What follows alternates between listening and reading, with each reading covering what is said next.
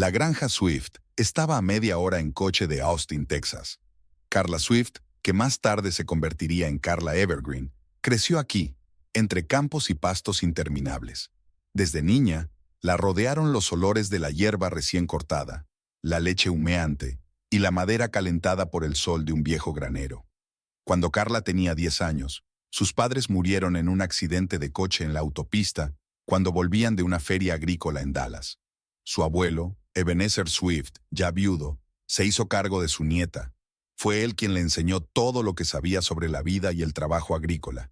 Ebenezer era un hombre de la vieja escuela, taciturno, testarudo e increíblemente trabajador.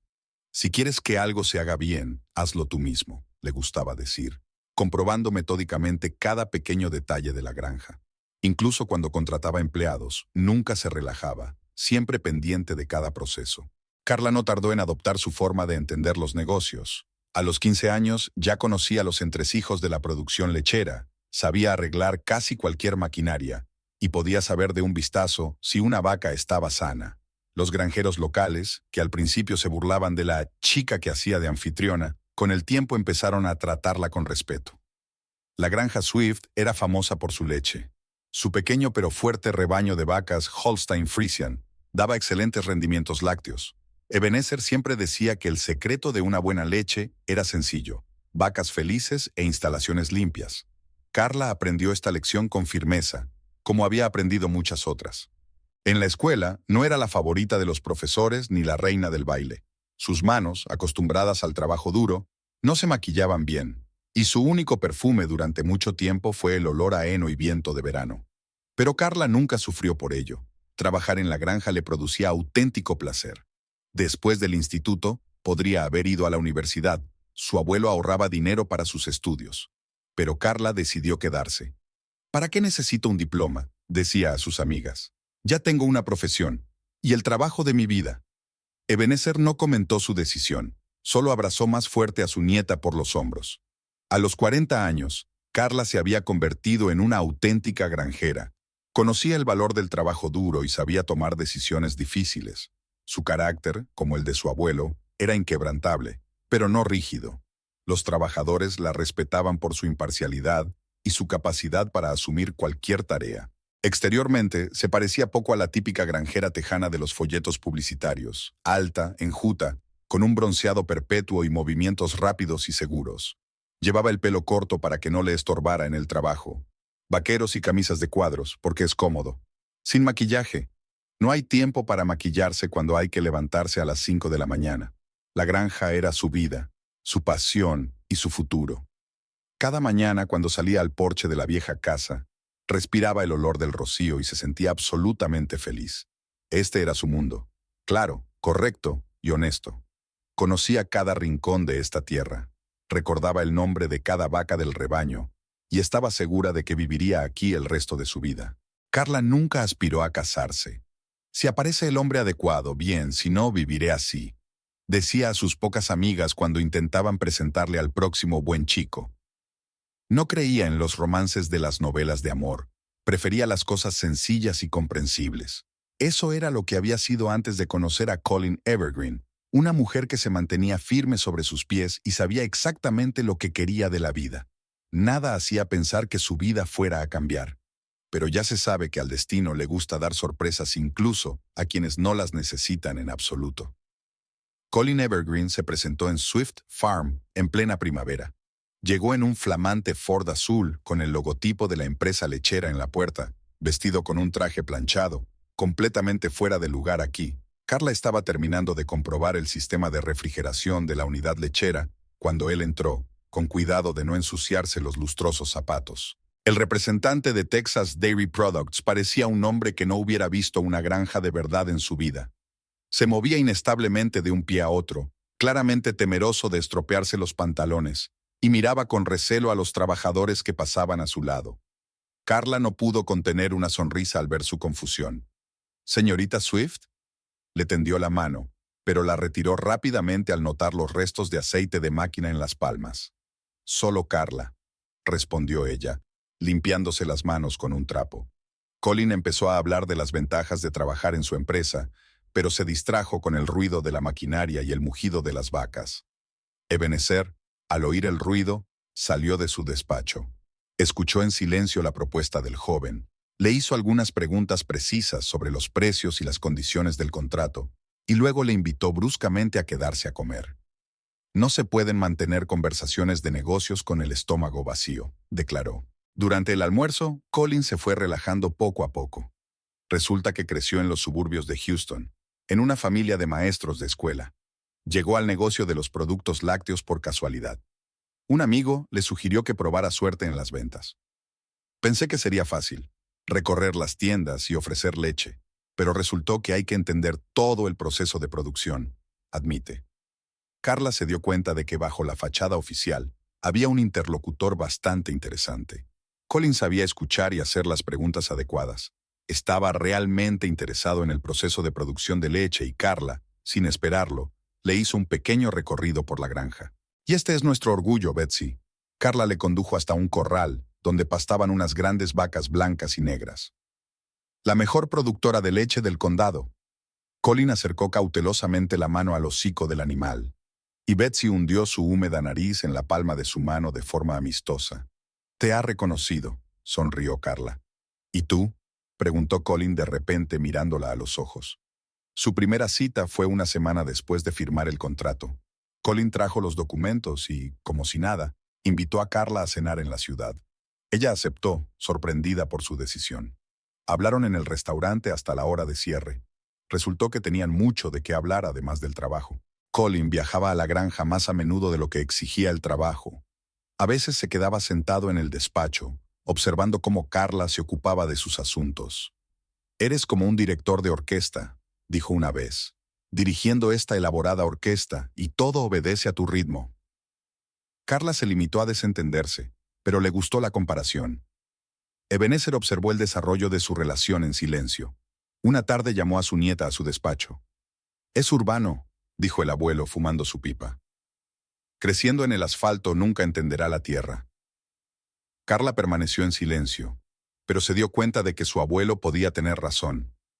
Colin, sin embargo, parecía estar intentando de verdad comprender su mundo. Colin le propuso matrimonio a los 6 meses de conocerse. Sin pompa ni romanticismo, simplemente le preguntó durante la cena si quería ser su esposa. Carla dijo que sí con la misma facilidad. Ninguno de los dos era propenso a los gestos estridentes ni a las ceremonias fastuosas. La boda fue modesta, solo amigos íntimos y familiares. Colin insistió en que la ceremonia se celebrara en la granja, lo que le valió a Ebenezer una mirada de aprobación. Carla llevó un sencillo vestido blanco y añadió a su ramo flores silvestres, recogidas por la mañana en el prado. Después de la boda, se mudaron a la casa Swift. Carla no podía abandonar la granja, y a Colin no parecía importarle. Siguió trabajando como representante de ventas, ahora como director regional. Su carrera iba viento en popa. La empresa valoraba su capacidad para conectar con los agricultores. Al principio, su matrimonio parecía la unión perfecta. Colin aportaba una nueva corriente de vida a la mesurada vida de la granja. Nuevas ideas para el desarrollo del negocio, conexiones en la ciudad, una visión moderna de la gestión. Carla, por su parte, era el ancla que mantenía la granja a flote. Por las tardes, se sentaban a menudo en el porche a hablar del día anterior. Colin hablaba de las noticias de la ciudad, de los planes de la empresa y de las nuevas tecnologías de producción lechera. Carla compartía los éxitos de la granja, los problemas con la maquinaria, historias sobre los trabajadores y los animales. Ebenezer a veces se unía a ellos, dando caladas silenciosas a su pipa y de vez en cuando insertando un comentario acertado. Un año después de casarse, empezaron a hablar de ampliar la producción. Colin se ofreció a pedir un préstamo y modernizar el equipo, pero Ebenezer se opuso. «No se puede arriesgar algo que se ha construido durante generaciones», dijo. Carla se debatía entre su marido y su abuelo, dándose cuenta de la razón de ambos. Los campesinos recibieron a Colin con recelo. Para ellos seguía siendo un forastero, un hombre de ciudad que decía las palabras correctas pero no conocía la tierra. Pero eso no parecía importarle. Pasaba la mayor parte del tiempo viajando por negocios de la empresa. Al final de su segundo año de matrimonio, Carla empezó a notar que Colin se quedaba en la ciudad cada vez más a menudo. Sus historias sobre el trabajo eran cada vez más breves, y su capacidad para conectar con los granjeros ya no parecía tan genuina. Pero ella lo achacaba al cansancio y a problemas laborales. Todos tenemos nuestras malas rachas. Ebenezer observaba todo esto con ansiedad. Fíjate bien, niña, le dijo a su nieta. El aire de la ciudad cambia a la gente. Pero Carla no quería escuchar. Estaba segura de que ella y Colin tenían algo más que un matrimonio de conveniencia, una causa común, planes comunes, un futuro común. La granja seguía viviendo su vida, medida y predecible. Las vacas daban leche, los trabajadores cumplían con sus obligaciones, la maquinaria se averiaba y era reparada. Carla estaba absorta en su trabajo, intentando no darse cuenta de cómo su marido estaba cambiando poco a poco.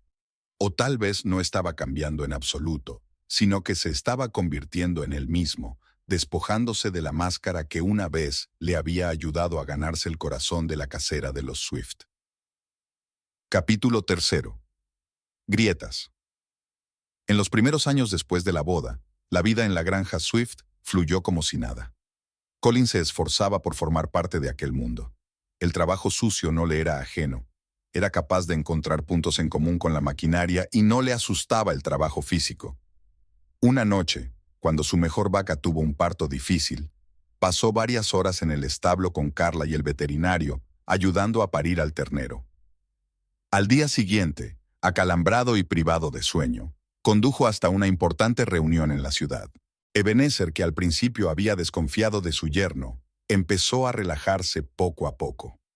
Le impresionó especialmente la forma en que Colin había reconstruido el motor de su Ford él solo en el corral. Un hombre que sabe trabajar con las manos no puede estar completamente perdido, comentó el viejo después del incidente.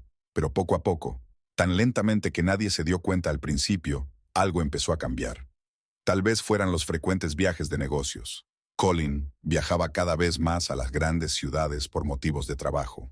Tal vez fuera el hecho de que su carrera estaba despegando y cada vez pasaba más tiempo en oficinas que en granjas. O puede que el entusiasmo inicial empezara a decaer, como suele ocurrir. En primer lugar, dejó de reparar él mismo el coche y lo llevó a un taller. No tengo tiempo, le explicó a Carla. Luego empezó a faltar cada vez más a las cenas familiares y a salir hasta tarde por la ciudad. Sus historias sobre el trabajo eran cada vez más vagas, pero hablaba cada vez más de eventos sociales, nuevos restaurantes, la vida en la ciudad. Carla se dio cuenta de que su marido vestía diferente. Atrás habían quedado las camisas de cuadros y los vaqueros viejos, sustituidos por trajes caros y zapatos a la moda. Empezó a perfumarse. El sutil aroma francés parecía ajeno a los olores de la granja. Incluso su forma de hablar cambió. Nuevas palabras, un toque urbano, un ligero esnobismo hacia la vida en el campo. Una noche volvió especialmente tarde, oliendo a whisky caro.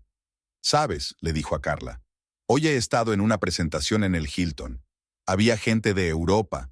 Tendrías que haber visto cómo viven. Y aquí estamos, entre estiércol y heno». Carla guardó silencio, pero las palabras le dolieron. Colin aparecía cada vez menos en las dependencias. Prefería pasar el tiempo en la oficina. Cuando se averiaba la maquinaria, ya no tenía prisa por ayudar en las reparaciones. Llamaba a mecánicos de fuera de la ciudad. «Nos lo podemos permitir», dice. «No se trata de dinero», replicaba Carla. Pero él ya no sabía a qué se refería. En el 5.º año de matrimonio hubo sequía. La granja se las arreglaba. Los Swift siempre tenían pienso y un buen sistema de riego. Pero Colin empezó a hablar de vender parte de las tierras. «Es insostenible tener tantos pastos. Puedes invertir en valores, es más seguro».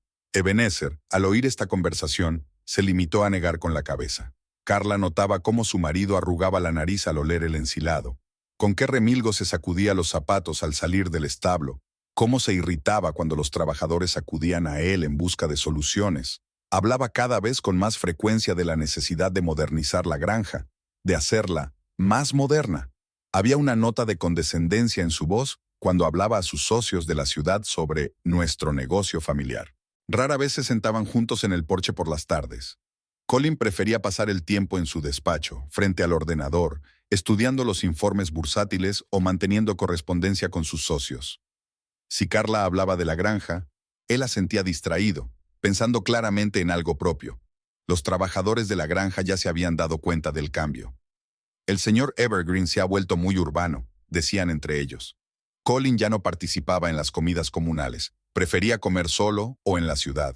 Había dejado de estrechar la mano de los mecánicos y ganaderos, y ahora se limitaba a un breve movimiento de cabeza. Ebenezer lo observaba con ansiedad. Su aprobación inicial había sido sustituida por recelo. No se puede confiar en un hombre que se avergüenza del trabajo honrado, le dijo una vez a su nieta.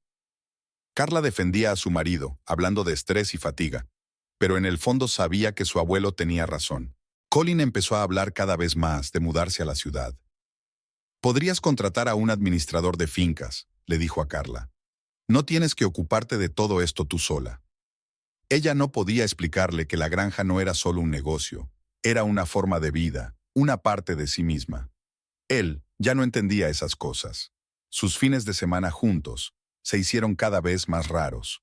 Colin encontraba razones para quedarse en la ciudad, hablaba de reuniones importantes, de la necesidad de mantener contactos comerciales.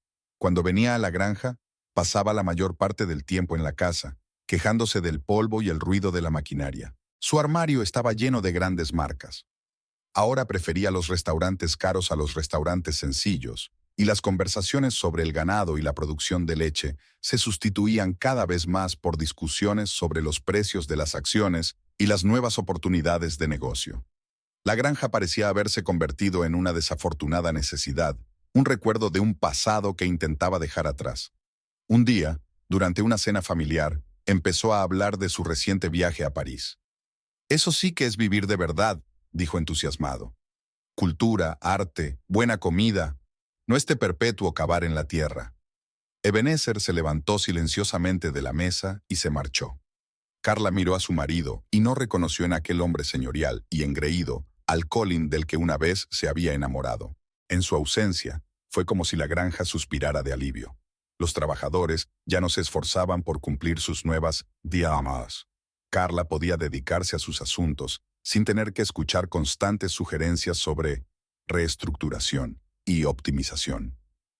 Incluso las vacas parecían estar más tranquilas cuando el dueño no estaba. Barbara Jean apareció en Austin en primavera, cuando la ciudad florecía. Había venido en el marco de un programa de intercambio cultural, supuestamente para estudiar la experiencia estadounidense en la Organización de Mercados Agrícolas. Alta, esbelta, con una mata de pelo rojizo y un ligero acento francés, atrajo inmediatamente la atención de la comunidad empresarial local. Su primer encuentro con Colin fue en una cena de negocios organizada por la Cámara de Comercio. Bárbara estaba sentada a 2 asientos de él, hablando de granjas francesas y de lo bonita que era la Provenza. Colin no podía apartar los ojos de ella. Parecía la personificación de la vida con la que había empezado a soñar últimamente. Bárbara hablaba de su familia, de la bodega cerca de Burdeos, del pequeño castillo rodeado de viñedos, de cenas y reuniones sociales. En sus historias, incluso el trabajo en la granja parecía diferente, más elegante, de alguna manera. En nuestro caso, se llama agroturismo, dijo, estirando las palabras de forma perfecta. La gente paga mucho dinero para ver cómo se hace el vino. Después de cenar, Colin se ofreció a llevarla al hotel. Por el camino, hablaron de la diferencia entre el enfoque europeo y el americano de la agricultura. Bárbara habló con condescendencia de las granjas de Texas. Demasiado rudimentarias, demasiado primitivas. Colin asintió con la cabeza. Al día siguiente se encontró con ella, por casualidad, en una cafetería cercana a la oficina de la empresa lechera. Bárbara estaba sentada en una mesa junto a la ventana, removiendo elegantemente su café con una cuchara. Su blusa de seda y sus pendientes de perlas parecían inapropiadamente lujosos para un simple café, pero eso fue lo que llamó la atención. Empezaron a verse en actos de negocios. Bárbara tenía el don de aparecer exactamente donde estaba Colin. «¡Ah, qué casualidad!», exclamaba, moviendo sus largas pestañas.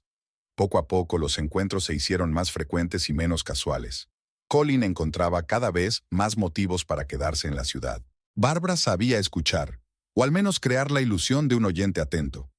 Asentía con simpatía cuando Colin se quejaba de la vida en el campo, del olor a estiércol y de madrugar. «Monsieur Colin», le dijo, «se merece usted algo mejor. Un hombre tan refinado no debería vivir en los barrios bajos de Texas». En las conversaciones con ella, Colin se sorprendía a sí mismo, embelleciendo cada vez más su papel en el negocio. En sus relatos, Swift Farm se convirtió en una gran empresa agroindustrial y él mismo pasó a ser no solo un representante de ventas, sino director regional de desarrollo. Barbara parecía vivir en un mundo diferente, un mundo de restaurantes caros, exposiciones de moda y reuniones sociales. Podía pasarse horas hablando de boutiques parisinas, catas de vino y de lo maravillosa que era la vida en Europa. Sus historias hipnotizaban a Colin y le hacían olvidar la realidad. En las reuniones de negocios, siempre aparecía con trajes nuevos de diseñadores famosos. «Ah, ¿esto? Solo es un vestidito de Chanel», le decía despreocupada. Colin empezó a darse cuenta de lo provinciano que parecía su propio armario. Pronto adquirió varios trajes caros. A Barbara le gustaba hablar de cultura y arte, aunque sus conocimientos en estos campos eran más bien superficiales. Podía confundir a Monet y Manet, pero pronunciaba sus nombres con un acento tan encantador que no parecía importarle. Colin empezó a comprar álbumes de arte y entradas para la ópera. Intentaba hablar de forma diferente en su presencia, eligiendo palabras más refinadas, tratando de imitar un tono social.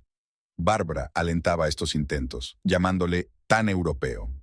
Le enseñó a sostener correctamente una copa de vino y a distinguir entre los distintos tipos de queso. «Ya ves», le dijo, «siempre has tenido ese aire sofisticado». Su piso en el centro de Austin estaba amueblado con un gusto que a Colin le parecía el colmo de la sofisticación. Muebles antiguos, imitaciones baratas en realidad, reproducciones impresionistas en las paredes, el sutil aroma del perfume francés. Todo ello creaba la ilusión de la vida con la que había empezado a soñar. Poco a poco, sus encuentros se hicieron más personales. Cenaban en restaurantes apartados, paseaban por calles tranquilas, hablaban del futuro. Barbara pudo escuchar sus sueños y alimentarlos con sus fantasías sobre la vida en París. «Imagínate», le decía, «un cafecito en Montmartre, croissants por la mañana, paseos por el Sena». En sus relatos, Francia aparecía como un país de vacaciones eternas y placeres refinados. Guardaba silencio sobre el hecho de que su castillo familiar no era más que una vieja granja, y su DA, una pequeña parcela de tierra con algunas hileras de viñas. Pero Colin nunca trató de verificar sus historias. Encajaban demasiado bien con sus sueños. Barbara nunca preguntó por Carl.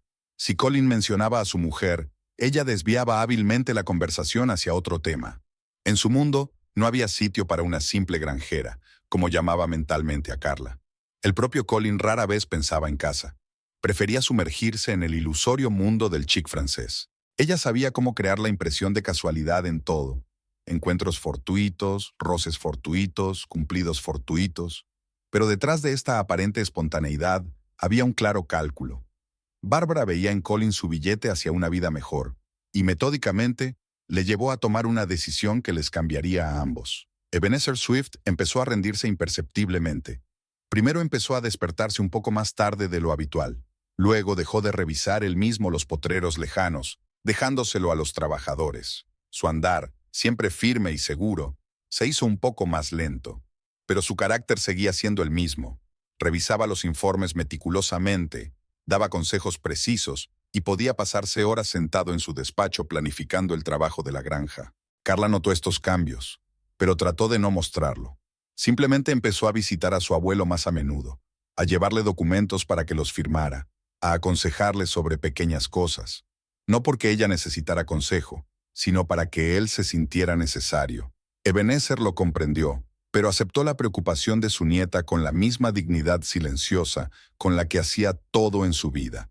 Era respetado por todos los jornaleros, desde el viejo Jim, que había trabajado aquí con los padres de Carla, hasta los jóvenes recién llegados a la granja. Cuando Ebenezer aparecía en el granero o en los fosos de ensilado, el trabajo parecía fluir más suavemente por sí mismo. No porque exigiera u ordenara, sino porque nadie quería defraudar al viejo. A sus 92 años, aún recordaba la historia de cada pedazo de tierra de la granja. «Por aquí», decía señalando el prado del norte, «tu bisabuelo hizo el primer surco. Y allí, junto al arroyo, tu padre y yo cavamos el primer pozo». Para él, la granja era algo más que tierra y edificios. Era la historia familiar, impresa en cada piedra y cada árbol. Cuando cayó enfermo, fue de repente. Una mañana no salió a desayunar, y cuando Carla fue a verle, lo encontró en la cama, pálido pero tranquilo. «Supongo que me ha llegado la hora de descansar un poco», dijo con esa misma risita suya que se le notaba ligeramente. Carla llamó al médico, pero en el fondo ya lo sabía. Su abuelo estaba cansado de vivir. Nunca se quejaba del dolor, a pesar de que los médicos decían que debía de ser intenso. Seguía interesándose por los asuntos de la granja, me pedía que le llevara informes y rendimientos lecheros. Incluso en la cama era el mismo Ebenezer Swift, un hombre acostumbrado a tener el control. Los empleados venían a visitarle, de uno en uno, tímidos y arrastrando los pies junto a su cama. Encontró las palabras adecuadas para cada uno, dónde alabar, dónde regañar, dónde aconsejar, y todos se iban con la sensación de que el viejo amo seguía ocupándose de la granja, de que todo iba bien. Carla pasaba todo su tiempo libre con él. A veces se quedaban en silencio, no necesitaban palabras para entenderse. A veces el abuelo contaba historias del pasado, cómo sobrevivieron a la sequía de los años 60, cómo lucharon contra el banco que intentó quitarles las tierras, cómo se alegraron con el primer tractor.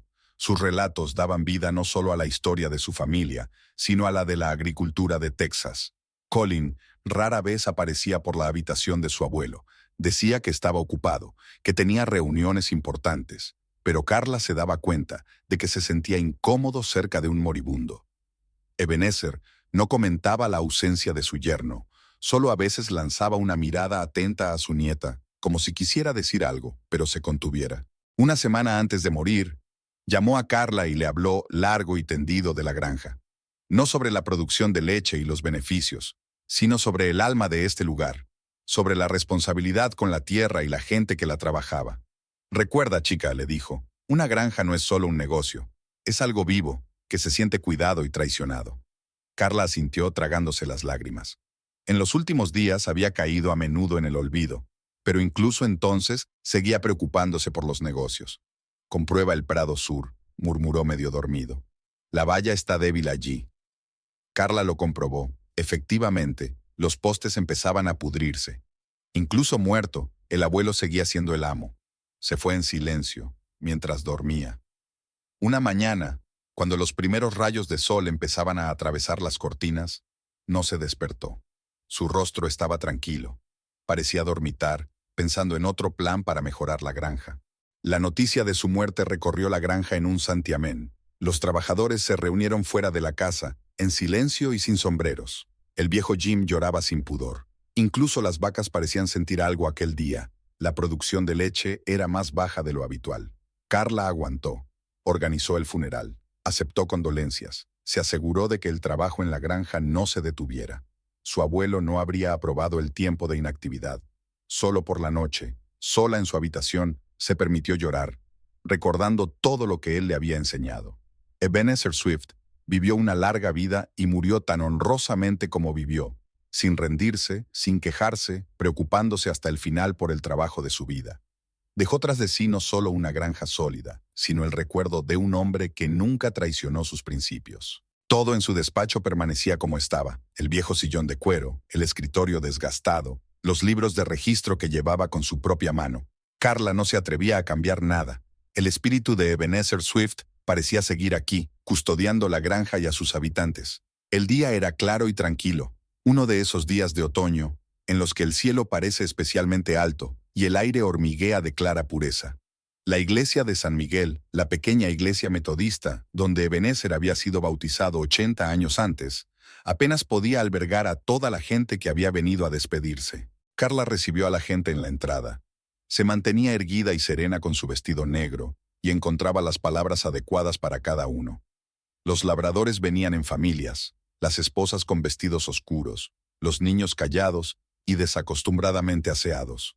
El viejo Jim subió cojeando los escalones y la abrazó en silencio. Había más apoyo en su abrazo que en cualquier palabra de condolencia.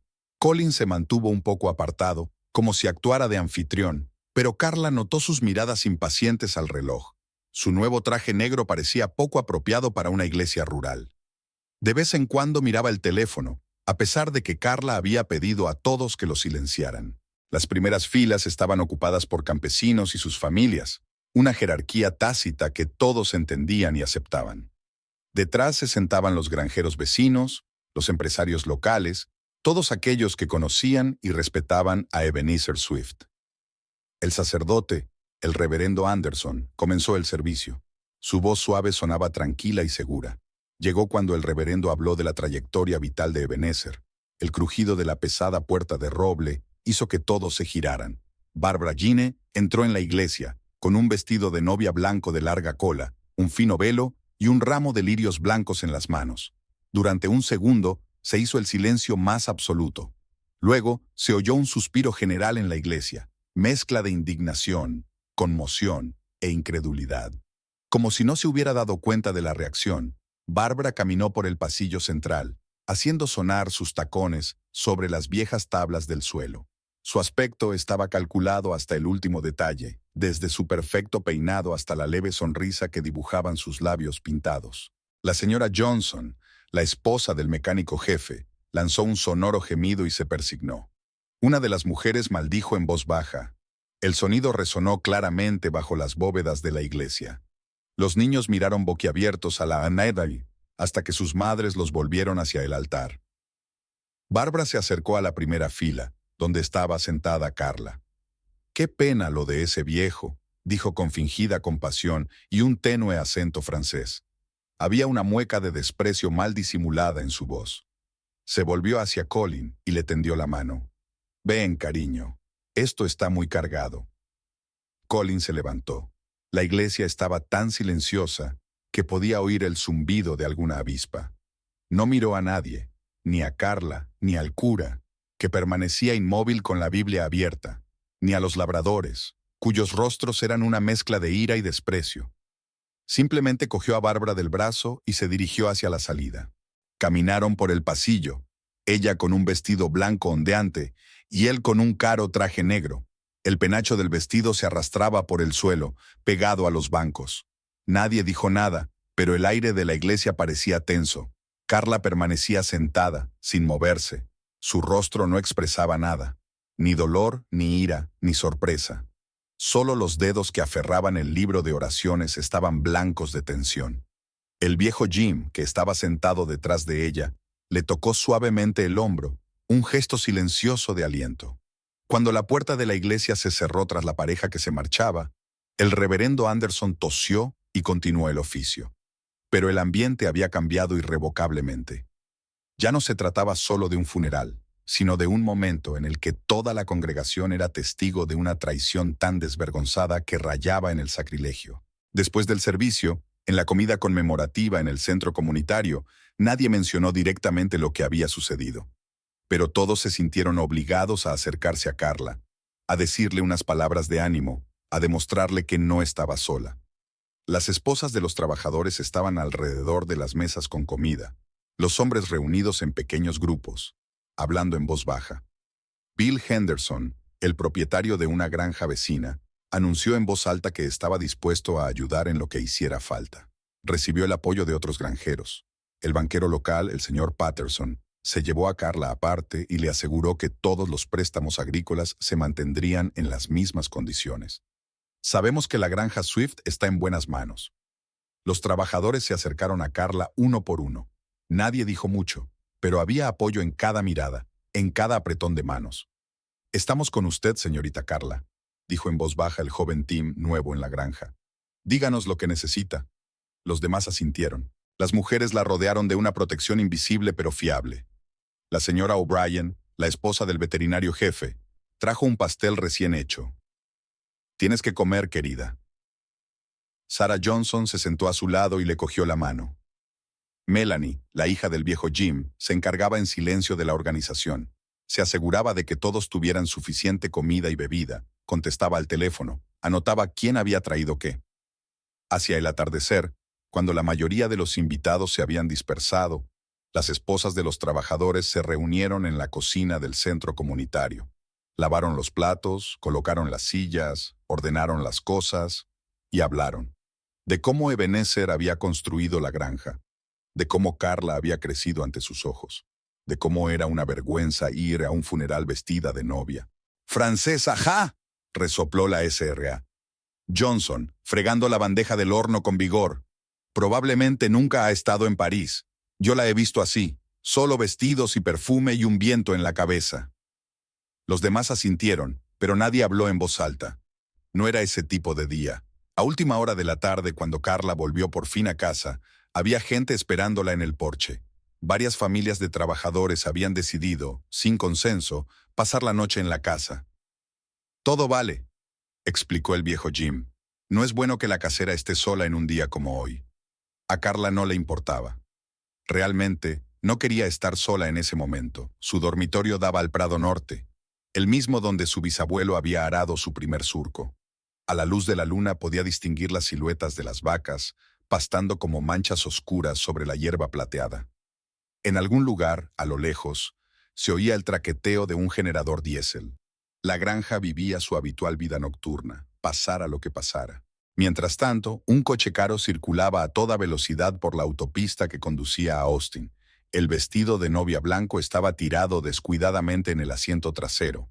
Bárbara sonreía satisfecha mientras miraba por el retrovisor. Colin conducía, apretando el volante y mirando solo hacia adelante. No hablaron. Ya estaba todo dicho. Nada había cambiado en el despacho de Ebenezer desde la última vez que había salido de allí. Carla se sentó en su silla, revisando los papeles del viejo secretario. No buscaba nada en particular, solo intentaba sentir la presencia de su abuelo y averiguar qué hacer a continuación. Las monedas de oro las había encontrado por casualidad. Había un panel oculto en el cajón inferior del secretario. Carla lo había golpeado mientras guardaba viejos recibos. Detrás del panel había una cajita de galletas Dutch Mill, de las que se horneaban en la ciudad en los años 50. Había monedas en la caja, viejas, pesadas, con perfiles apenas legibles de gobernantes muertos hacía mucho tiempo.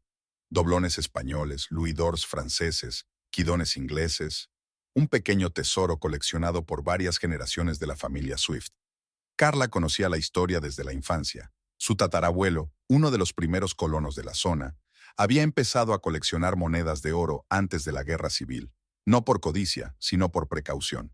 El papel moneda va y viene, decía, pero el oro siempre es oro. Cada generación añadía algo a esta colección. El abuelo de Carla contaba cómo su padre había trocado algunas monedas a un comerciante que pasaba por allí durante la Gran Depresión. El hombre no conocía el verdadero valor del oro viejo. El propio Ebenezer añadió un par de ejemplares raros comprados a un numismático en los años 60. Las monedas nunca fueron solo dinero. Eran la historia de una familia, la encarnación material del trabajo y la perseverancia de varias generaciones. Cada moneda tenía su propia historia. Mi abuelo las recordaba todas y a veces se las contaba a su nieta en las largas tardes de invierno. Algunas monedas eran especialmente valiosas, no tanto por el oro como por su rareza. 3 doblones españoles de la época de Carlos IV, con un defecto de acuñación apenas perceptible, eran el orgullo de la colección. Ebenezer había dicho que solo quedaban unos pocos en el mundo. Carla cogió con cuidado una de las monedas. El oro estaba caliente, como si estuviera vivo. Recordaba a su abuelo enseñándole esas monedas cuando era niña, sin dejar que las tocara, pero sí que las mirara. «No es solo dinero», le decía. «Es un recuerdo. De los que vinieron antes que nosotros, que construyeron esta granja, que creyeron en el futuro». La colección era conocida entre los lugareños, no en detalle, pero todos sabían que los Swift tenían algunas monedas antiguas. Ebenezer nunca ocultó su existencia, pero tampoco hizo alarde de ellas. Para él, era una herencia familiar que había que conservar y transmitir. Carla hojeó las monedas y un plan se formó lentamente en su mente. No era malvado ni vengativo, solo justo, pensó. Recordó cómo Colin se había interesado una vez por las monedas, no por su historia, sino por su valor. Recordó la expresión de sus ojos cuando su abuelo mencionó el valor de las piezas raras. Los 3 doblones yacían en la palma de su mano, pesados, como si estuvieran cargados de una vieja tristeza y una nueva determinación. Carla conocía cada rasguño de su superficie, cada rasgo de la acuñación. Recordaba a su abuelo explicándole por qué estas monedas eran especialmente valiosas para los coleccionistas. Se levantó de la mesa y se acercó a la ventana. Más allá del cristal se extendía una granja, ahora su granja. En algún lugar de la ciudad, Colin y Bárbara probablemente estaban haciendo planes para una nueva vida. Bueno, ella también podía hacer planes.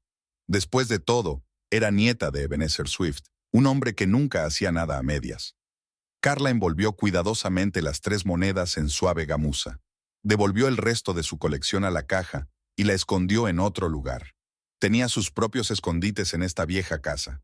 Luego se sentó ante el escritorio de su abuelo y empezó a escribir una declaración para la policía. Su letra era firme, sus palabras seguras y claras, sin histeria, sin acusaciones, solo hechos. Sobre la colección de monedas antiguas, sobre su valor histórico, sobre el hecho de que tras la muerte de su abuelo las 3 piezas más valiosas habían desaparecido. Cuando terminó de escribir, volvió a leer la declaración. Todo estaba redactado de forma clara y concisa, tal y como le había enseñado su abuelo. Nunca actúes deprisa, solía decir. Un buen plan es aquel que puedes pensar con calma de principio a fin. Al atardecer, se sentó en el porche durante largo rato, contemplando la puesta de sol. En algún lugar de la casa sonaba un viejo reloj, el mismo que había medido el tiempo durante generaciones de vencejos. Carla pensó en su abuelo, en sus lecciones, en cómo le había enseñado a ser fuerte. A veces, había dicho, hay que tomarse la justicia por tu mano. Las vacas mugían en el establo. Era hora de ir al ordeño vespertino. Carla se levantó y se cuadró de hombros. Tenía una granja que mantener. Había gente que creía en ella. Y había un plan, sencillo y claro, como todos los planes de Swift. En el bolsillo de su chaqueta de trabajo había monedas envueltas en gamuza, testigos mudos de la historia que pronto desempeñarían su papel en un nuevo capítulo de esa historia. Carla bajó del porche y se dirigió al granero. El trabajo no espera, pase lo que pase en la vida. La comisaría de Austin estaba vacía y fresca. El sargento de guardia, que conocía a los Swift de los días en que había ayudado a su abuelo a enfrentarse a intentos de robo de ganado, saludó a Carla como a un viejo conocido. Escuchó atentamente, sacudió la cabeza y anotó el testimonio. Le interesó especialmente la descripción detallada de las monedas. Carla recordaba cada rasgo de los doblones, cada marca dejada por el tiempo. Así que dice que fueron estas 3 monedas las que desaparecieron, las más valiosas, aclaró el sargento. Carla asintió. No estaba haciendo acusaciones directas, solo exponiendo los hechos, como le había enseñado su abuelo. La declaración fue perfecta. Nada de histeria, solo detalles y descripciones precisas. La estaban esperando en la granja. El viejo Jim le dijo que Colin había llamado y que venía a recoger sus cosas. Carla asintió. Sabía que iba a venir. Los empleados se miraron unos a otros. Nadie quería dejar sola a la casera en un momento así, pero todos se dieron cuenta de que no era buena idea imponerse. Colin apareció después de comer. Su nuevo Lexus parecía extraño entre las polvorientas camionetas de los empleados. Bajó del coche con un traje caro, miró a su alrededor como si viera la granja por primera vez. Su forma de andar, la expresión de su rostro, mostraban la superioridad mal disimulada de un hombre que creía haber escapado del campo al gran mundo. Los trabajadores se volvieron desafiantes a su paso. El joven Tim escupió en el polvo, sin querer, por supuesto, justo cuando pasaba Colin. Bobby, el mecánico, rebuscaba en el tractor con exagerada atención, aunque todos sabían que la máquina estaba en perfecto estado. Colin fingió no darse cuenta de aquel desprecio silencioso. Se acercó al porche, saludó a Carla con la cabeza, como si fuera una conocida casual, y no una mujer con la que había vivido durante años. «Cogeré mis cosas», dijo en un tono como si le estuviera haciendo un favor al llevárselas. Carla señaló en silencio sus maletas, que ya estaban hechas y de pie en el pasillo. No esperó a que él hiciera las maletas, sino que las guardó ella misma, ordenada y metódicamente. Colin empezó a revisar el contenido, y parecía casi cómico. Un hombre con un traje caro revisando sus camisas y calcetines. Mientras Colin revisaba las maletas en el pasillo, Carla fingía estar ocupada con unos papeles en el escritorio. El viejo Jim apareció como por casualidad en la puerta principal, apoyado en la jamba. Observó a Colin con una mirada dura, que hizo que Colin empezara a inquietarse, guardando las cosas con inquietud y descuido. Mientras Colin se distraía comprobando los bolsillos de su chaqueta, Carla se acercó tranquilamente a la maleta, aparentemente para corregir un objeto que se había movido de su sitio. Las monedas se deslizaron bajo el forro, en algún lugar donde no pudieran verse por accidente. «Dicen que algunas cosas encuentran su propio camino a casa», dijo Jim en voz baja, mirando por la ventana. «Sobre todo las que pertenecen a la tierra», se hizo eco Carla volviendo a la mesa. Se entendían sin palabras, como personas que habían vivido en la misma tierra durante muchos años. Media hora más tarde, Colin estaba terminando de empaquetar el maletero. Intentaba mostrarse confiado, pero el nerviosismo de sus movimientos y la inquietud con que comprobaba sus bolsillos y cerraba las cremalleras lo delataban. «Enviaré los papeles del divorcio a través de mi abogado», dijo al entrar en el coche. Carla permaneció en silencio. No tenía nada que decir a aquel desconocido con un traje caro.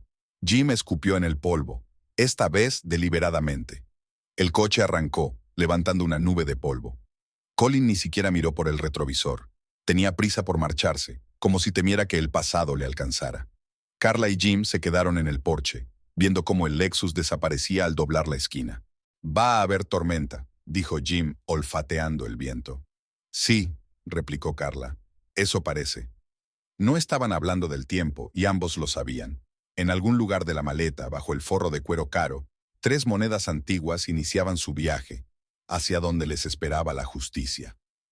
El despacho del abogado olía a café y a papel viejo.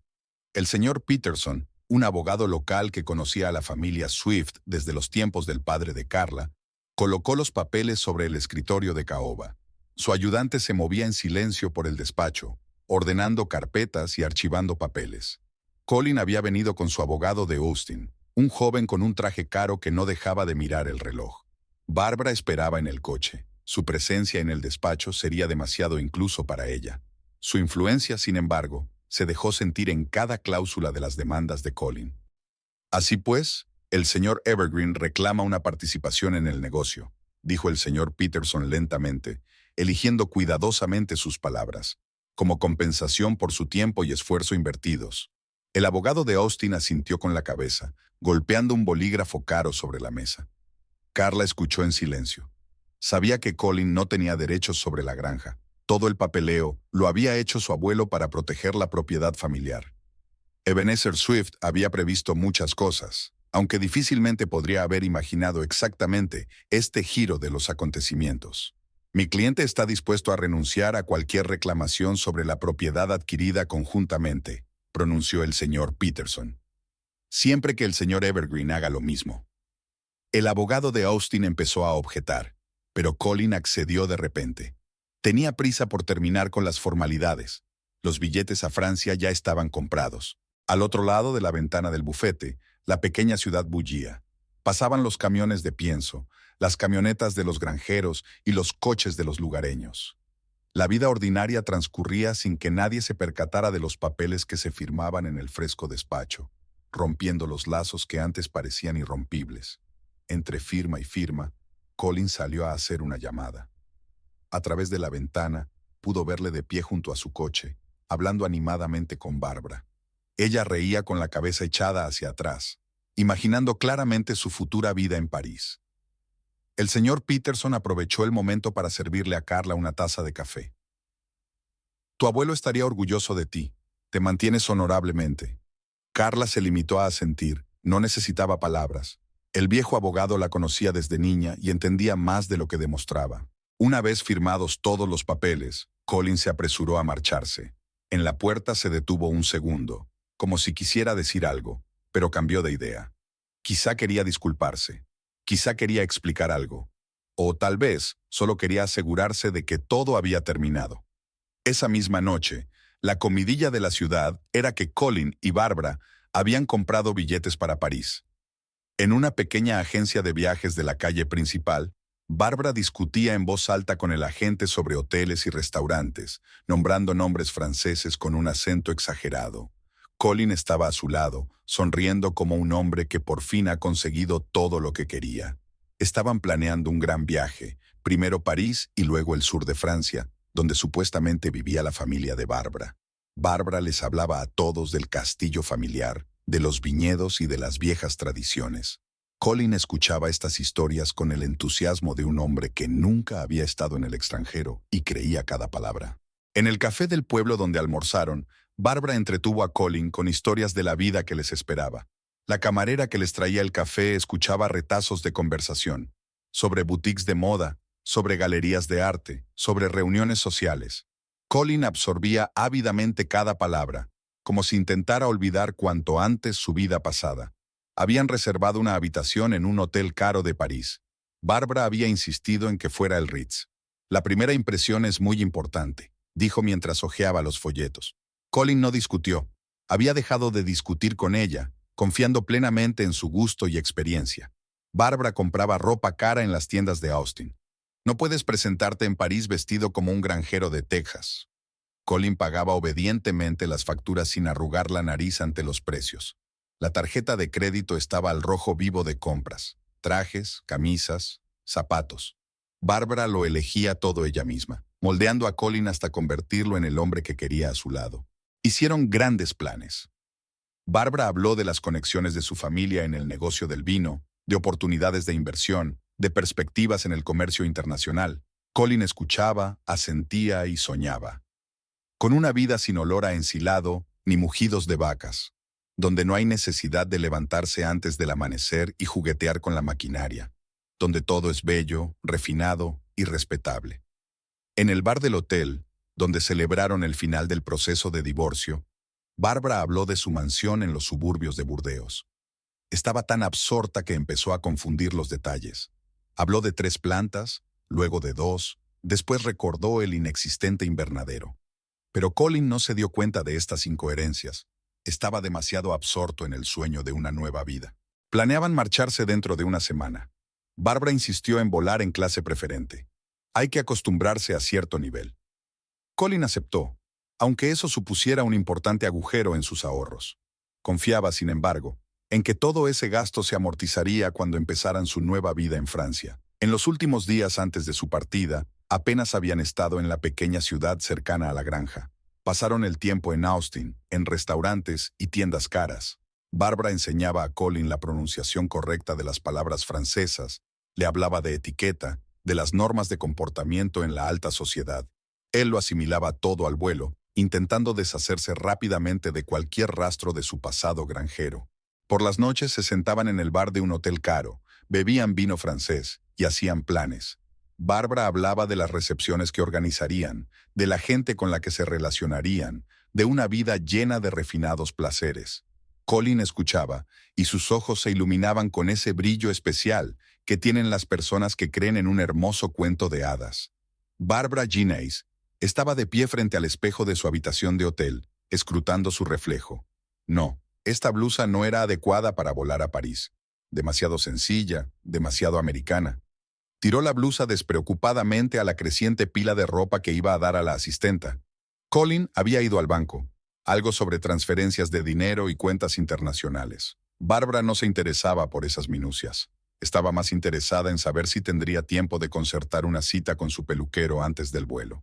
En París tendría su propio estilista, por supuesto, pero la primera impresión era muy importante. Hojeó una revista de papel satinado y vio fotos de mansiones en los suburbios de París. En algún lugar, entre aquellas lujosas casas, Colin y ella encontrarían su lugar. Bárbara imaginó cómo recibiría a los invitados en el elegante salón. Tendría que encargar los muebles adecuados de inmediato. Esos americanos no entendían nada de estilo. Sonó el teléfono. Un mensaje de la prima Marie. ¿Estás segura de ese americano? Bárbara arrugó la nariz. Marie siempre había sido una pesada. Siempre dudando, siempre haciendo preguntas incómodas. Gran cosa. Había exagerado el tamaño de la casa familiar en Burdeos, pero Colin es tan manejable. Una criada llamó a la puerta, trayendo el champán que había pedido. Bárbara sacó un pintalabios del bolso. No se puede beber champán con los labios sin pintar. Es indecente. Se pintó los labios con diligencia, faltándole solo un poco. En París la maquillaría un profesional. Colin volvió del banco con cara de preocupación. Dijo algo sobre tipos de cambio y restricciones en las transferencias. Bárbara no le hizo caso. Estaba ocupada haciendo una lista de restaurantes que deberían visitar en la primera semana. En algún sitio había leído que en Maxim's había que reservar mesa con un mes de antelación. Tendría que acordarse de recordárselo a Colin. Las maletas se estaban llenando de ropa nueva. Bárbara insistía en una revisión completa del guardarropa. «No puedes parecer un tejano en París», repetía mientras obligaba a Colin a probarse otro traje. Las dependientas la miraban con mal disimulado escepticismo cuando hablaba de la moda francesa, pero ¿qué más daba? En unos días estaría en París. Esa noche cenaron en el mejor restaurante de Austin. Bárbara habló en voz alta de su finca familiar, confundiendo los detalles pero compensándolo con entusiasmo. El camarero trajo la carta de vinos, y ella se pasó un buen rato eligiendo vinos, pronunciando los nombres con tal acento que los franceses no habrían entendido ni una palabra. Por la noche, Bárbara no podía dormir. Imaginaba cómo pasearían por los campos elíseos. Se sentarían en los cafés de la calle, irían a las boutiques. Ya se veía a sí misma con un elegante vestido de alta costura y un perrito en brazos. Me pregunto qué raza es mejor elegir. Tendría que consultarlo con el conserje del Ritz. Por la mañana envió a Colin a comprar maletas nuevas. Las viejas no parecían lo bastante elegantes. Louis Vuitton o nada, dijo rotundamente. Se quedó en la habitación hojeando revistas e imaginando cómo decoraría su futura casa parisina. Tal vez deberían contratar a un diseñador, solo a un francés de verdad, claro.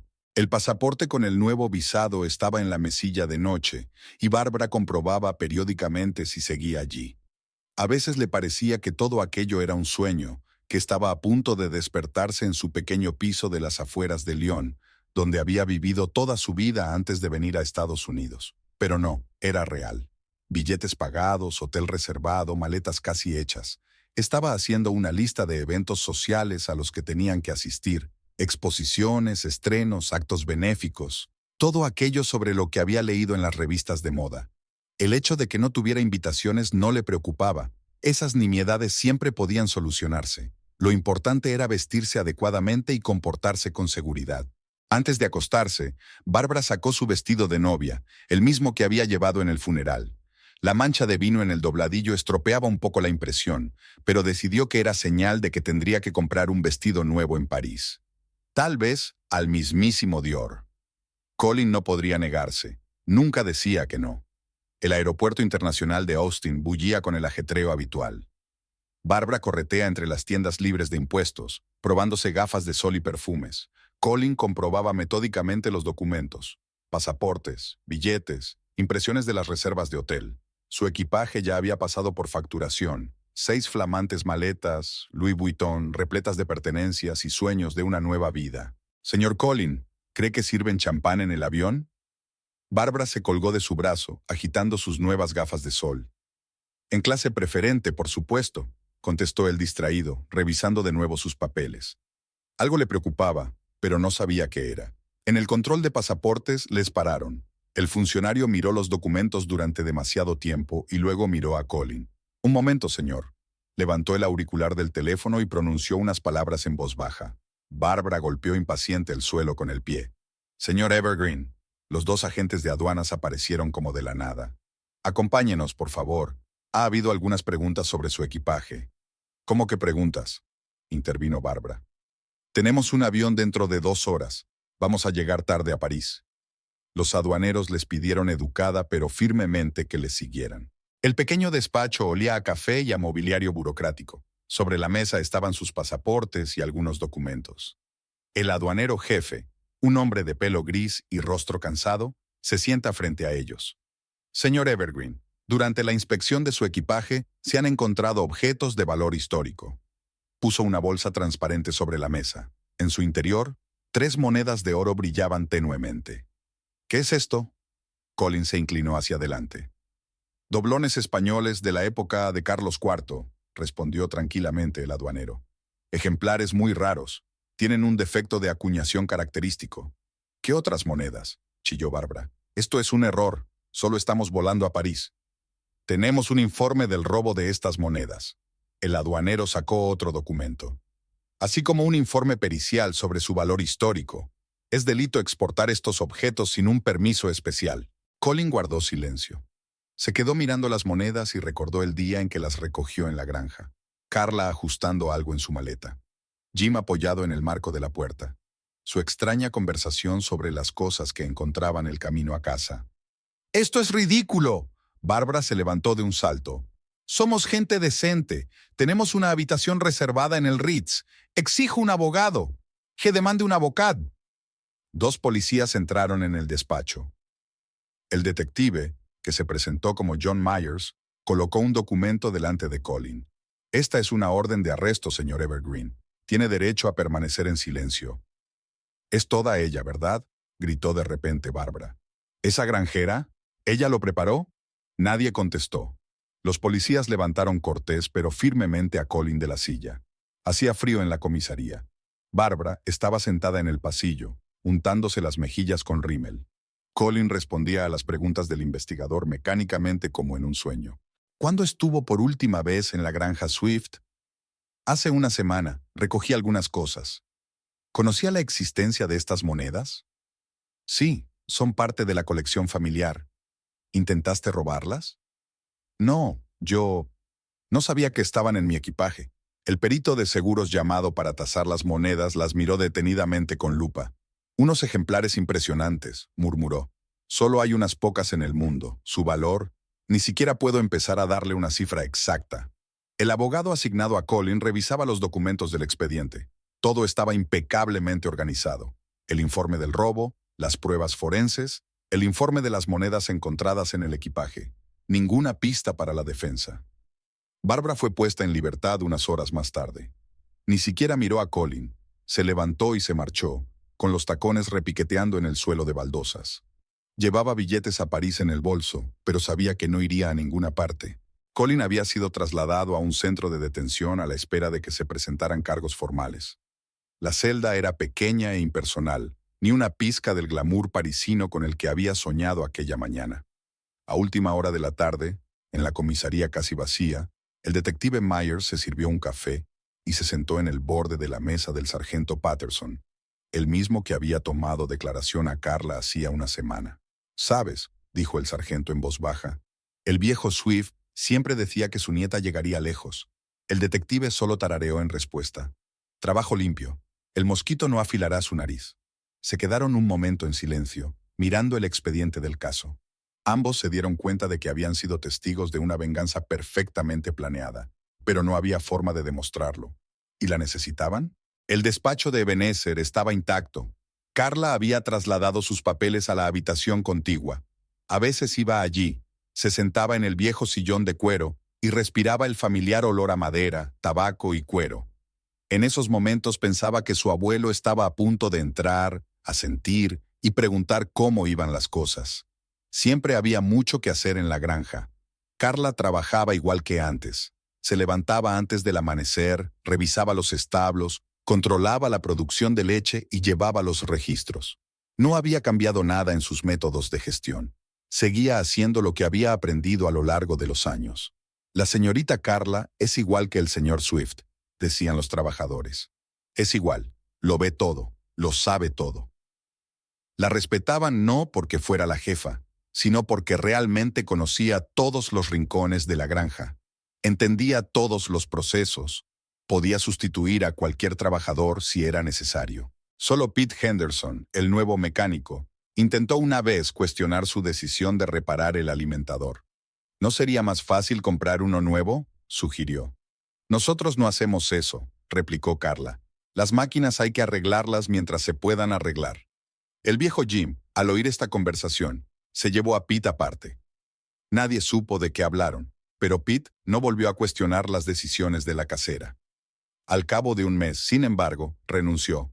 No encajaba, como decía Jim. Por las tardes, cuando terminaba el trabajo principal, Carla recorría la granja. Era la costumbre de su abuelo, la última ronda antes de irse a la cama. Comprobaba las cerraduras, echaba un vistazo a las vacas, escuchaba los sonidos nocturnos de la granja. A veces le parecía oír los pasos de su abuelo detrás de ella, pesados, seguros. Los trabajadores también echaban de menos al viejo. Se manifestaba en las cosas más pequeñas. Alguien se daba la vuelta al oír abrirse la puerta de la oficina. Alguien le guardaba un sitio en la mesa a la hora de comer. Jim seguía haciendo 2 tazas de café por la mañana, una vieja costumbre. Pero la vida seguía. Había que cuidar las vacas, trabajar la tierra y reparar la maquinaria.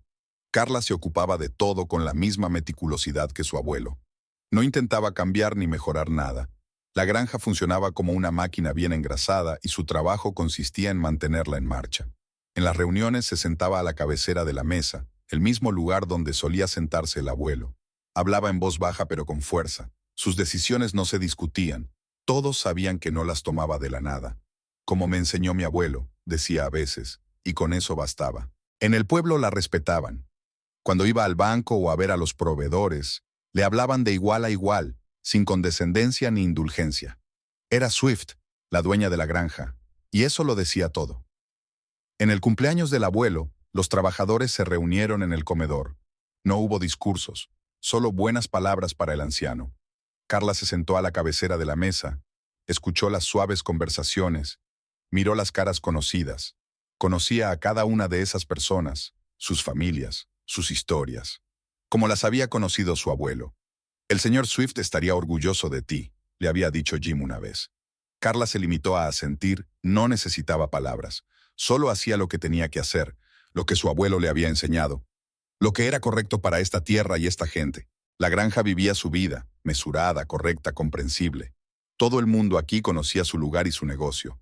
Carla era el centro de este mundo, tranquila, segura, fiable, como su abuelo. No intentaba ser él, solo era ella misma, y eso, como solía decir Ebenezer, es lo más importante. El tribunal de circuito de Austin funcionaba como una máquina bien engrasada. El juicio de Colin Evergreen estaba programado para las 9 de la mañana. La sala se iba llenando poco a poco. Los lugareños no querían perderse semejante espectáculo. La historia del robo de monedas antiguas y la huida frustrada a París estaba en boca de todos. Bárbara estaba sentada en la última fila, envuelta en un pañuelo de seda y retratando diligentemente la indiferencia. Su manicura, antaño impecable, estaba mordida y su bolso de diseño había perdido lustre. Había pasado las últimas semanas en un motel barato a las afueras de la ciudad. El dinero se le esfumaba rápidamente y todos sus intentos de ponerse en contacto con sus B en Francia habían resultado previsiblemente inútiles. Colin parecía perdido con su traje, antes caro pero ahora arrugado. 2 semanas en el centro de detención no habían sido en vano. Estaba demacrado, con ojeras. Su abogado, un joven de la Oficina de Asistencia Jurídica Gratuita, examinaba nerviosamente los papeles. El fiscal fue breve y preciso. Las monedas se encontraron en el equipaje del acusado. Un peritaje confirmó su valor histórico. El hecho del robo estaba documentado. El intento de exportar ilegalmente bienes culturales es evidente. Leyó los documentos con voz uniforme, mirando de vez en cuando al jurado. Acusado Evergreen, ¿se declara culpable? La voz del juez retumbó en la silenciosa sala. Colin se levantó, apoyándose en la mesa. No sabía lo de las monedas. Su voz sonaba insegura. Eso no responde a la pregunta, observó el juez. No, señoría, no lo admito. Bárbara resopló tan fuerte que varias personas se volvieron. Desafiante, sacó un pintalabios en polvo y empezó a corregirse el maquillaje, pero las manos le temblaban visiblemente. Su testimonio había sido grabado durante la investigación. Juraba no saber nada de las monedas y era la primera vez que oía hablar de ellas. Los testigos se turnaron. Los funcionarios de aduanas describieron el procedimiento de inspección y descubrimiento de las monedas. El experto habló largo y tendido sobre el valor histórico de los doblones. El investigador leyó los informes de los interrogatorios. Todas las pruebas formaban un cuadro perfecto del delito. La defensa parecía patética. El único argumento era, mi cliente no sabía nada de las monedas, pero eso sonaba poco convincente incluso para el propio abogado defensor. Colin estaba sentado con la cabeza gacha y no parecía estar escuchando lo que ocurría. Sus sueños parisinos se desmoronaban como un castillo de naipes. Cuando se dio por terminada la sesión, Bárbara salió corriendo al pasillo. Necesitaba fumar. Un nuevo hábito que había adquirido desde la detención de Colin. En la máquina de café se topó con un periodista del periódico local. Mademoiselle Ginés, ¿es cierto que planeaba...? Bárbara la interrumpió con un estridente, «¡Sin comentarios!», y corrió hacia la salida, con los tacones repiqueteando en el suelo de mármol. Su acento francés se había difuminado notablemente, y su pelo tenía un mechón gris que no había tenido tiempo de pintar. Tras una pausa, el fiscal presentó documentos financieros, billetes a París, reservas en el Ritz, extractos de la tarjeta de crédito de Colin. Todo hablaba de los preparativos para huir. El acusado planeaba salir del país con objetos de valor pertenecientes a la familia Swift, concluyó. El jurado deliberó brevemente. Bárbara solo había conseguido fumarse un cigarrillo cuando fueron llamados de nuevo a la sala. El veredicto fue unánime, culpable. El juez anunció la sentencia. 3 años de prisión con posibilidad de libertad condicional al cabo de 1 año. Colin acepta la sentencia en silencio. Solo cuando se lo llevaban se volvió para intentar encontrar a Barbara. Pero su asiento en la última fila ya estaba vacío. Salió de la sala en cuanto se anunció el veredicto, sin esperar a que terminara la sesión. Aquella noche, en el bar del motel, Barbara intentó olvidar el día. El camarero limpiaba las copas con indiferencia, mientras ella hablaba a quien estuviera dispuesto a escucharla de su chateau en Burdeos y de cómo se lo enseñaría a todos los demás. Su acento francés se hacía más fuerte con cada copa de vino, y en su celda de la cárcel del condado, Colin estaba tumbado en la estrecha litera, mirando al techo. Pensó en la granja, en Carl, en las monedas escondidas en el forro de su maleta. En algún lugar de su mente se dio cuenta de que aquella era la venganza perfecta, fría, calculada y perfectamente legal. Tal y como el viejo Swift le había enseñado. Carla estaba estudiando las escrituras de la propiedad vecina, la abandonada granja de cerdos McCormick. El viejo McCormick había muerto antes de terminar el proyecto, y sus herederos estaban sumidos en deudas y litigios. La situación era confusa, pero ahí residía la oportunidad. Robert Jacobs, especialista en transacciones inmobiliarias complejas, se sentó frente a ella en su despacho y le explicó pacientemente el plan. Un préstamo garantizado por una parte de una granja en funcionamiento, una compra de las deudas de los McCormick y, a continuación, un arrendamiento con derecho a compra.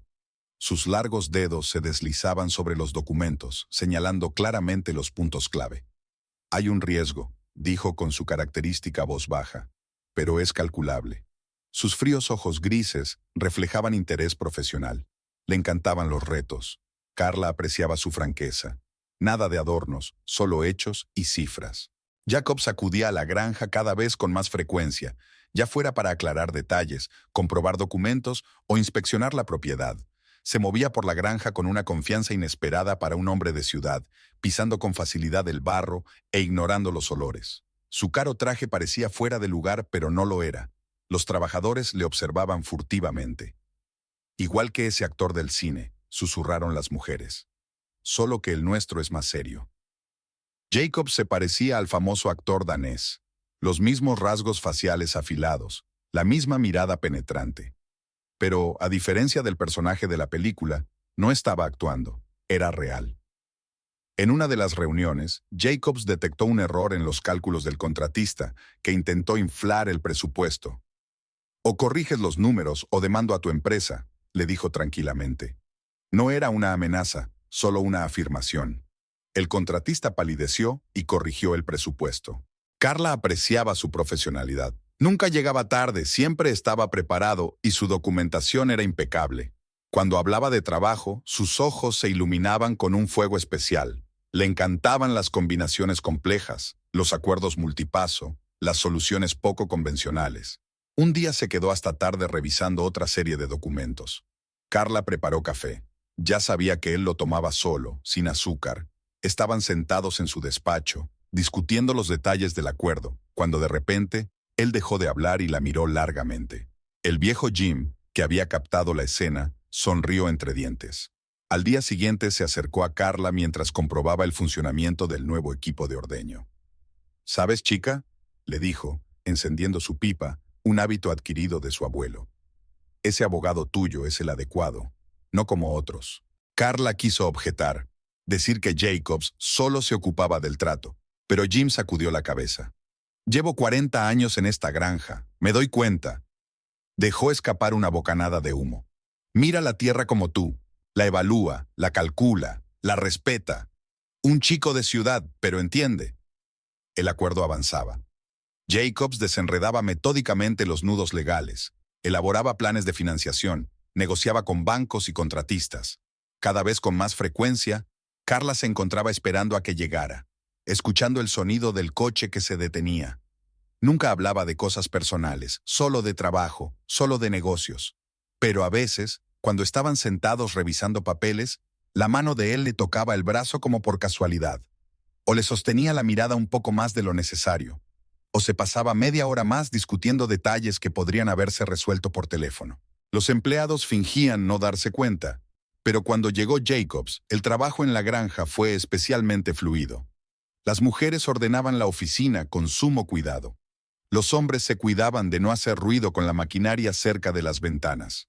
Todo el mundo se dio cuenta de que la señora podría estar ocupándose de su vida personal. Carla no hacía planes. Había aprendido a ser prudente después de la historia con Colin, pero había algo en Jacobs, su franqueza, su profesionalidad, su capacidad para ver las cosas en su esencia, que le tocaba la fibra sensible. Era diferente, urbano, sí, pero como le había enseñado su abuelo, lo más importante era que un hombre fuera real. Colin salió de la cárcel de madrugada. 1 año en libertad condicional por buena conducta. Intentaba ser el preso perfecto. Bárbara no se había reunido con él. Hacía tiempo que se había ido al oeste, llevándose lo que quedaba de sus ahorros. Carla sabía que vendría. En un pueblo pequeño, todo el mundo lo sabe todo. Se reunió con él en la oficina. Parecía envejecido, descolorido, como si la cárcel se hubiera bebido todo el color de su aspecto antes bien cuidado. Un traje barato, comprado en rebajas, le hacía parecer un vendedor ambulante de los que van de puerta en puerta con aspiradoras. Tenía que venir, dijo, mirando a algún lado. ¿Por qué?, preguntó Carla en voz baja. No lo sé. Quizá para disculparme. Quizá para explicarme. No hace falta, le cortó ella. Ya se ha explicado y entendido todo. Se quedaron un momento en silencio. Fuera de la ventana, la granja era ruidosa. Los trabajadores preparaban la maquinaria para el ordeño vespertino. A lo lejos, las vacas mugían, sonidos familiares, propios, los mismos de los que una vez había deseado escapar. ¿Sabes?, dijo Colin por fin. Realmente te quería, ¿verdad? Por aquel entonces, al principio. Carla asintió. Lo sé. Es solo que amabas más tus sueños. Él se sacudió como si le hubieran dado un puñetazo. Ella siempre sabía cómo dar en el blanco. Era su último encuentro. Ambos se dieron cuenta.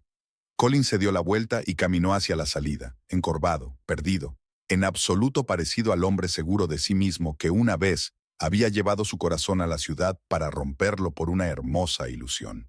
1 semana más tarde, Robert Jacobs apareció en la granja antes de lo habitual. Se dirigió directamente al taller donde el viejo Jim jugueteaba con el tractor. «Señor James», empezó formalmente. «Me gustaría hablar con usted». Jim apartó la vista de su trabajo, sorprendido. Jacobs, normalmente tan seguro de sí mismo, estaba claramente nervioso. «Verá», continuó, eligiendo cuidadosamente sus palabras. «Me gustaría pedirle su bendición, como el mayor de la familia». A Jim casi se le cae la llave inglesa. Este abogado de ciudad, con sus trajes perfectos y su fría confianza, ¿había venido a pedir la bendición de un viejo mecánico? Pero en los ojos de Jacobs se leía absoluta seriedad.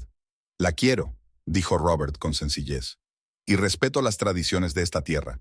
Eres la persona más cercana a la familia. La conoces desde niño. Tu opinión es importante». Jim tosió, tratando de ocultar su emoción. Por primera vez en años, no sabía qué decir. Esa noche, cuando Carla pasó a ver cómo iban las reparaciones, Jim todavía estaba en un leve estado de shock. «¿Sabes?», dijo, fumando su pipa. «Ese Jacobs tuyo tiene razón, de pies a cabeza». Carla sonrió. Sabía que ese era el mayor elogio en boca del viejo mecánico. Robert le propuso matrimonio al día siguiente, sin demasiado romanticismo, directa y honestamente, como hacía con todo. Estaban junto al corral donde pastaban los terneros. «Te quiero», dijo, «y yo amo esta tierra. Cásate conmigo». Carla lo miró, alto, fuerte, absolutamente seguro de sus sentimientos. No le estaba prometiendo París y una vida hermosa. Le estaba ofreciendo compartir el presente con ella, el trabajo, las preocupaciones, las responsabilidades. Le ofrecía estar a su lado en lo bueno y en lo malo, como dicen los viejos votos. La noticia corrió por toda la granja al instante. Los trabajadores sonríen, se felicitan, se dan palmadas en los hombros. Las mujeres se enjugaban furtivamente las lágrimas. Su ama había encontrado por fin la felicidad. Correcta, real, tan fuerte como la propia tierra. La vida en la granja Swift continuó, como siempre, llena de trabajo, preocupaciones y planes para el futuro.